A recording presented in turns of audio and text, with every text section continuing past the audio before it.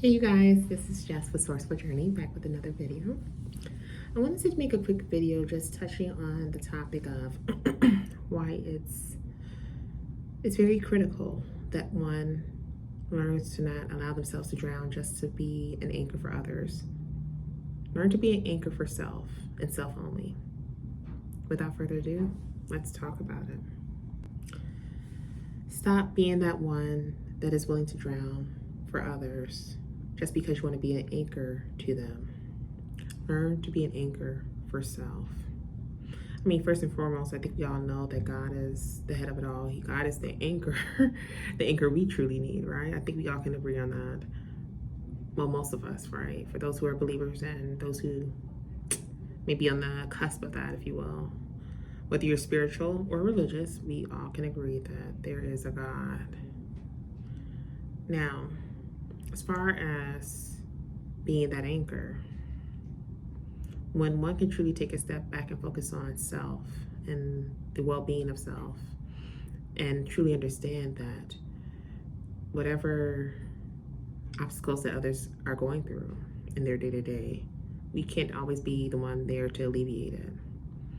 Because for little do we realize, we could be interfering with something that needs to go down anyhow, that the spiritual space is putting in place because maybe something that this individual has done behind the scenes that we are not aware of.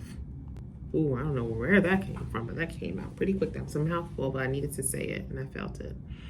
So I'll use myself as an example. I can't say it a number of times where I've always been that person to come and save the day when it came to those who I dealt with, whether it was those in the workspace, whether it was in regards to the relationship with my ex, who I was with for well over 14 years. Even when dealing with him, there were certain things that I felt compelled to do just to keep the relationship going, right? Furthermore, even when it came to even some of those within your own family, whether it's immediate or not, whenever I seen something come down the pike, I felt like I had to be that person, like just has to be the one to come and save the day. Not realizing that all of this that was going on around me was actually causing me to feel very sick. And I was losing sight of self and focusing on my well-being. And the reality of it all, if others had even put in that time or energy into myself as I was doing for them. No, let me reword that. I truly feel that a good majority of those individuals that I put so much time and energy into and just making sure they were okay, I have a strong sense that they wouldn't have done that for me. It's a tough pill to swallow, because especially if you're doing it with pure intentions and you do it because that's just truly how you are built, right? When it comes to having a big heart, it's a tough pill to swallow when you realize that some of those very individuals that you've actually helped in some form or another, if it ever came down to it and you were on the receiving end, the fact that they would not waste time doing it for you. It's a tough pill to swallow, I keep saying it, but at the same time, it's something that needs to be addressed. And this is how one can continue to grow and evolve and focus on the betterment of self. This is where cutting those ties come into play. For those who are in similar predicaments or who had similar predicaments as the example I just given, this is where one needs to find within self the strength to clean your hands and be done, but to focus on self. Because at the end of the day, you were given this meat suit and this time to maintain, to keep up. That means anything physically or anything that you do, whether it's external or internal, you are the one that's in control of this suit in terms of making sure it's kept up for the long run as much as possible, okay? And the reality of it all, it's kind of funny because when you learn to pull back and to truly focus on self, honey, that's when the gloves come off with some of these people. You really start to see their true colors. And you're like, oof, where did that come from? Well, they've been concealing it all this time. Think of it this way. Think of it like a baby who is drinking from a bottle, right? And the baby is just very calm, relaxed, eyes closed, and just drinking away. The moment you pull that bottle from the baby's mouth, what does the baby do? Think about it. They react. They react in such a way to make the world know that they're not happy and that they want that bottle. They want that sense of comfort, right? So they'll start wailing, kicking their legs, flailing their legs and arms, crying, really causing a scene, because that's what babies do. So think of it in the sense of adults. They do just that. Well, not the flailing of the arms. You get what I'm going with this, you guys. Just come on. So the point I'm driving home here is that they'll react in such ways that you've never seen coming down the pike, simply for the fact that you have now removed their comfort or their comfort piece. And it's like, who are you to even do that? How dare you remove that support from me?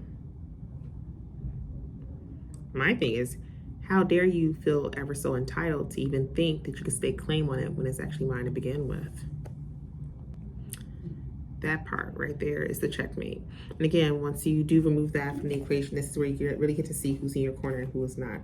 And at that point, this is when you know within self, do I move forward with this individual, or do I actually move forward and sever ties with them and be done altogether?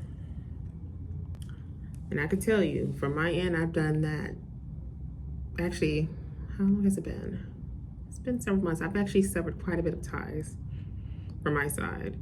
And in doing so, my life has been a whole lot better, actually. When I tell you, so many things started opening up for me, and it's all due to God the Most High, for sure. When He started revealing so much stuff to me, not only in terms of what I come across in my day-to-day, but in terms of my dreams. Like I tell you, dreams and visions, all that. If you guys slow up, pay close attention. That's where I need to get some type of slogan or something like that on a shirt, so you guys could get the gist of what I'm saying when I make that statement. I'm telling you, honey, when you slow and pay close attention, you'll start to notice a lot of things. You're like, wait, how did I miss that? Well, I didn't see that coming from so and so. What? Oh, they really felt like that behind the scenes? Now, because I pulled away, so now they're going to act like that. You'll start to notice all those things, and you say, you know what?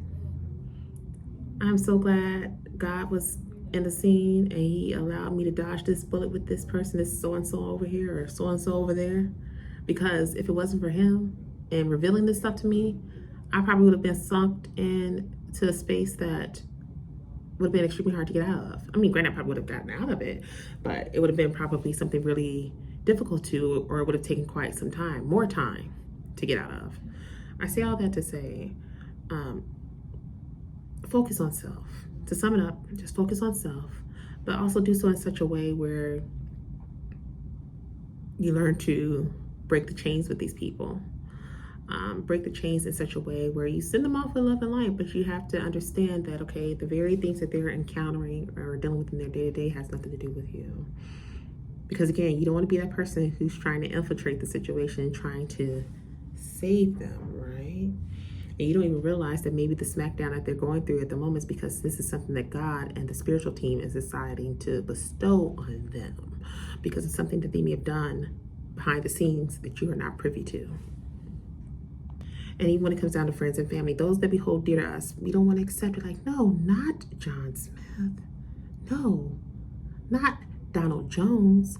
Oh my God, you don't want to accept the fact that these people could be doing all types of things behind the scenes that you're not privy to. What's that saying? I'm paraphrasing, but something about having skeletons in the closet. I haven't heard that saying in years, but you guys know where I'm going with this, right? Like, you can't always believe everything you see for face value, because you never know what people are doing behind the scenes or how they truly feel about a certain situation or a certain individual. So I say all that to say, not to lose track of thought here on this, again, send these people off with love and light.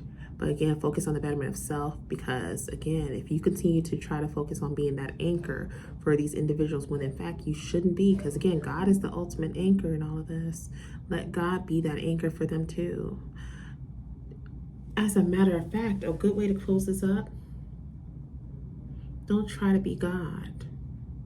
And not saying you're doing it intentionally, but little do we realize that the very acts we do, even though we're doing it from the kindness of our hearts, little do we realize in some way or another, that's our way of trying to be God in their life. And that shouldn't be. God has certain things in place, certain tests in place for us to go through in our journey. And who are we to try to thwart things off, if you will, by trying to alleviate that pain for them, that pain, right? And when I did the air quotes for pain, because you don't know what type of level of pain they're dealing with, whether it's emotional, physical, you name it, we don't know. But the part I'm trying to drive home is that there's only one God. Don't try to be the second one. That is all for today's quick video. What are you guys' thoughts about that? I know for me personally, when I had to sit back and think about all that I've done, and again, knowing that I did it at the pureness of my heart, but yet I didn't realize that technically, Jessica, in doing this, you're in some way trying to be a God in their life, because you're trying to be that anchor to, help keep them afloat, to help them from sinking, right? And I had to pull back and think like, wait, that was not my intention. Like, I'm never trying to be God, because I know there's only one. I know there's only one. But at the same time, I thought what I was doing was that of being like, being right, being pious, right? So when you sit back and really think about your actions and how this can in some way cause an issue for you, because now you're overstepping your boundaries, right? I use this analogy in one of my older videos. Like, think of it this way. We're all in school, and let's say a kid is getting ready to go into detention, right? But in some way you are trying to get in the way of it and stop it from happening. And the superintendent and principal and all of that, they're like the spiritual team, and it's God and the spiritual team. They're getting ready to put this smack down on this kid because the kid was acting out of line and they knew better. Who are you as the other student trying to intervene and stop this detention from taking place, or this reprimanding from taking place? Who are you to even try to infiltrate and stop that when you are in this school of life as well, and you're not in any position to even do so? You see where I'm going with this? So again, knowing that this is the education plane, I think we all know that now, right? I would hope that people are starting to realize that this is what it is. Now that we're aware, for those who do know, now that we are aware that this is truly an education plane, and we understand that we all have different tasks and lessons we need to get through, I hope that we will understand that by us taking a step back and not being of such immediate help to some of these individuals, that we're actually doing more of a service itself rather than disservice, because you're protecting yourself from even feeling any of God's wrath that should come just for you trying to intervene on something that is being given to them, such as a life lesson. Yeah, so even with that being said, I had to learn to pull back, and in doing so, it was a little tough, because especially if you have a big heart, you like to give, help as much as you can.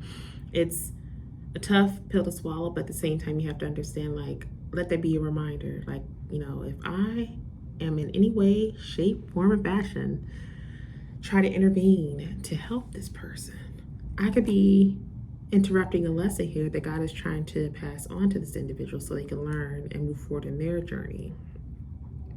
And if I do that, the progression I'm making in my journey, that might throw it off, and now I'm facing possibly being placed in detention or having to be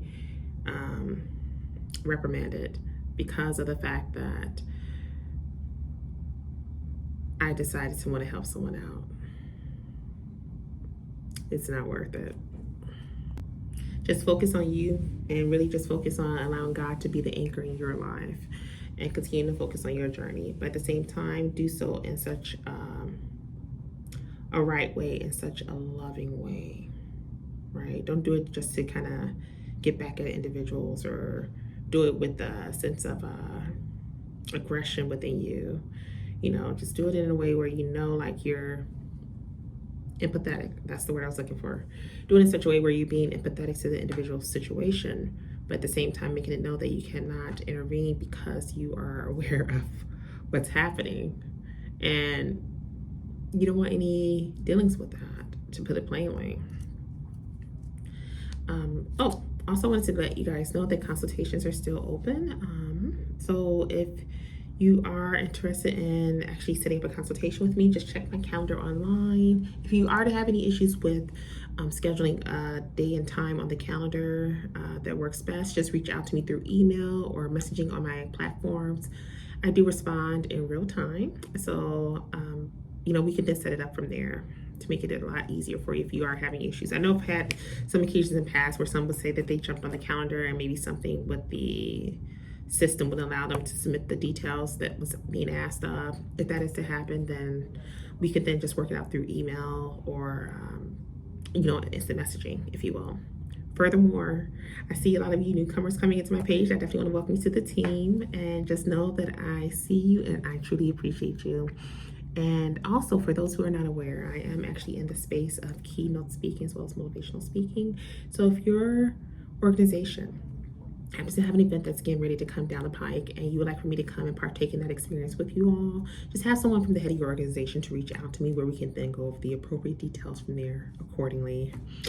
So with all that being said, I am definitely sending you guys off with love and light, and I will see you in the next video. Bless you guys.